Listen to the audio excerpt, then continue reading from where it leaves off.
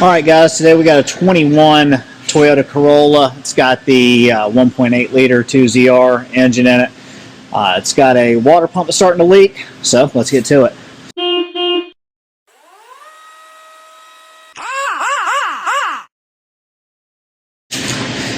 To get started from up top, you can see right there is going to be our radiator drain. I just have a hose running off to it to a drain pan.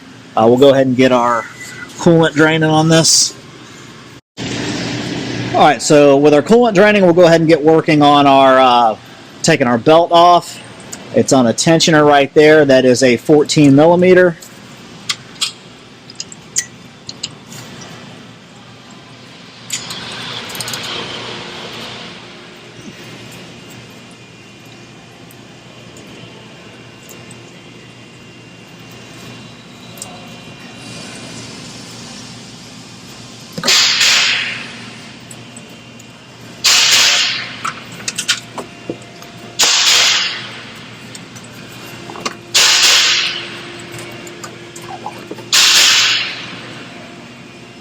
Alright, so part of the water pump is underneath the belt tensioner. So usually what I do is I will pull up the tensioner and just let it rest on the alternator pulley, and then you'll be able to access that bolt that you need to get to and the rest of the bolts, and just kind of fish it out through that way. Alright, our water pump is held on with 6 12 millimeter bolts that go around the outside, so we'll just start taking those off.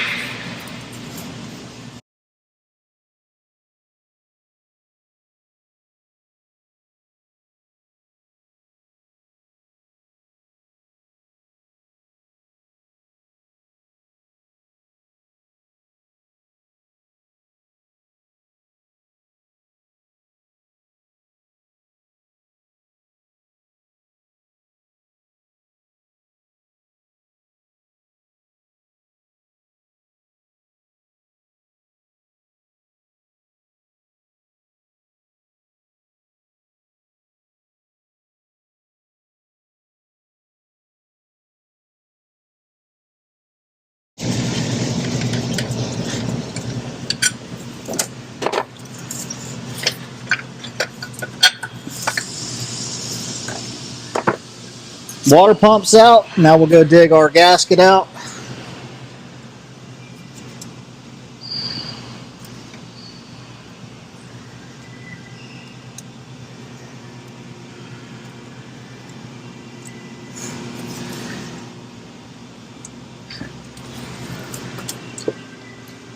And that's that. So here is your Toyota part number. To go with your gasket, if you look at it, you'll see that there is like a little cutout part here. That gasket is going to go in like this, and I don't know how well you can see it in the video, but this right here is going to go into the crotch of that. So I'll take a shot of it when I'm done.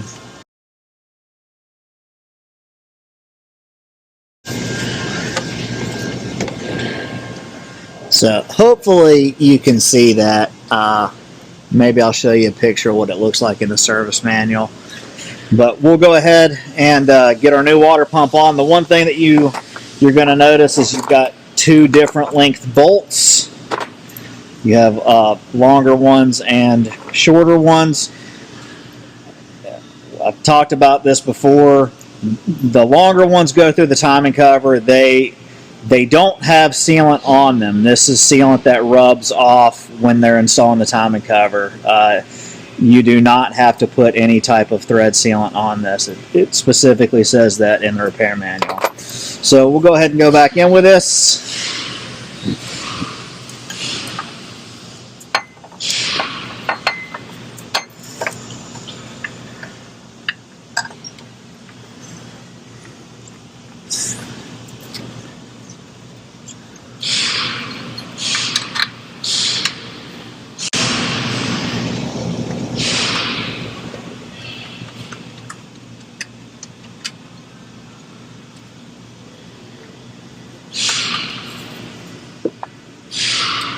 The longer ones are going to go in towards the middle because they go through the timing cover.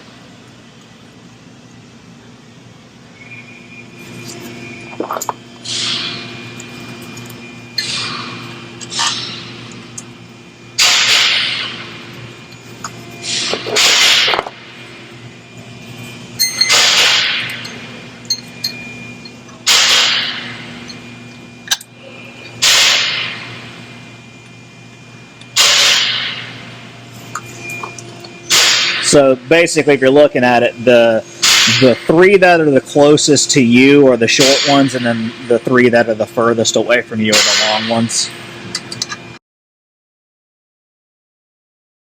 All right, repair manual doesn't give any particular instructions on as far as like a torquing sequence, but the longer bolts are at 19 foot-pounds. The shorter bolts are at 15 foot-pounds.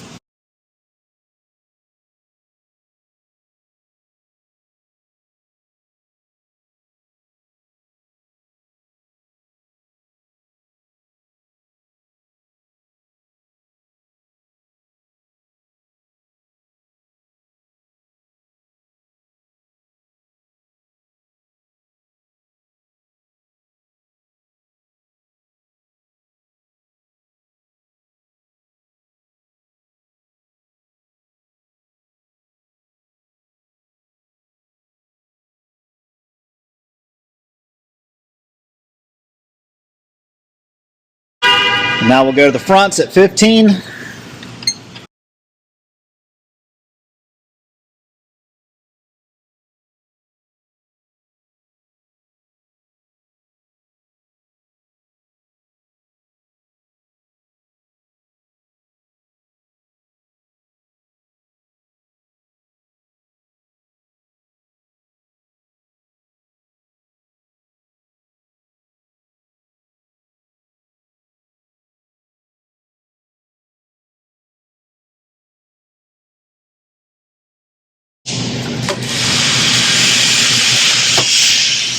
All right, 15.78, close enough. All right, now we'll go ahead and get our belt back on.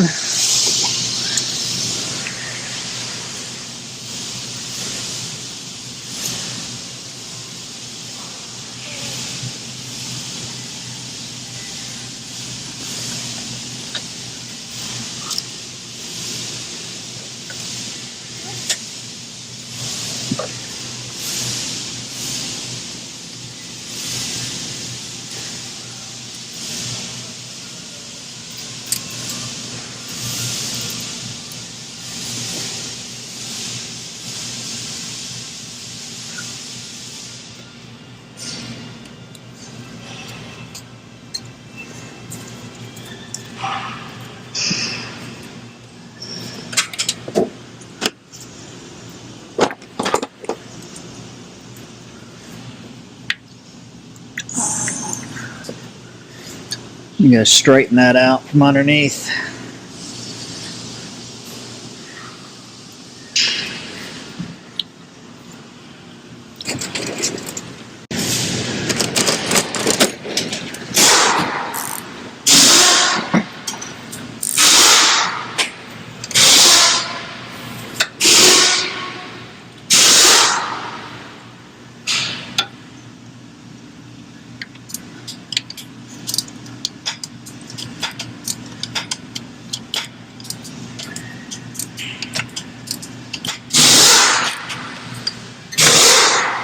All right.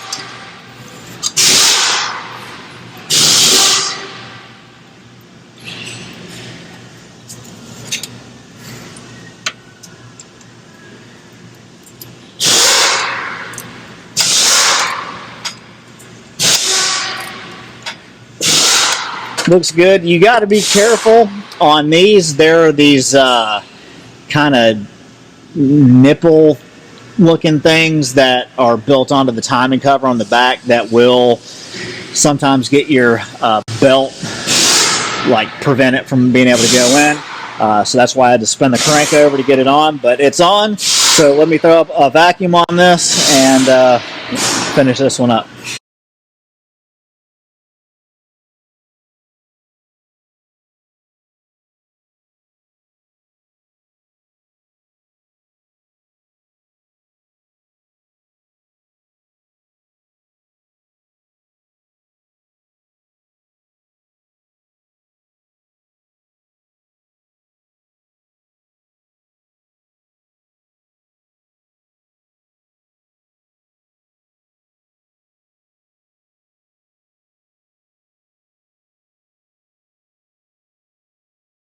Now, when this is all said and done, this is going to be vacuum filling. It is going to overfill this system, but we'll just suck it down afterwards. It's not a big deal. All right, so we're going to let this car run. While it runs, I'm going to clean up all my mess, put all my tools away, and we'll call this one done. All right, everything's cleaned up, tools are put away. We have nice hot air conditioning. Well, not air conditioning, hot air coming out of the vents at idle. That's what we want. All that we have left to do now is to adjust our fluid level. Since we vacuum filled it, it's going to be over full, so let's use whatever evacuation method you want.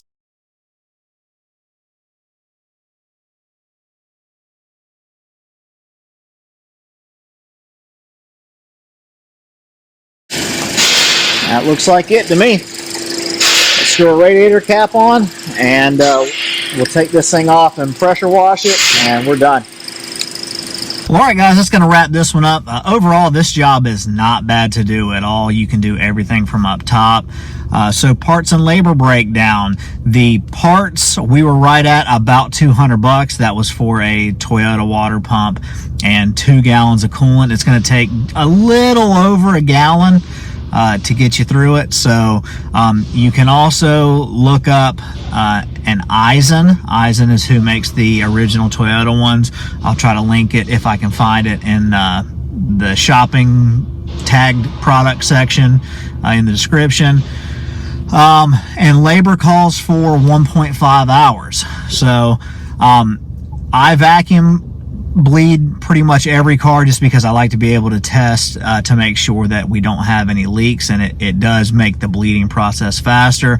This one is a little more convoluted. There's actually 2 bleeders on it if you don't vacuum it, but you can get it out the traditional way. You'll see one bleeder is on the top of the radiator and the other one is on the reservoir bottle. You'll loosen both of those up and eventually you'll get the air out of it. But anyway, guys, that's going to wrap the video up for today. Hopefully we earned a thumbs up from you. Let us know what you think down in the comment section. We have new content for you every single week, so consider subscribing to the channel. And with all that being said, thanks so much for watching. We'll see you on the next one.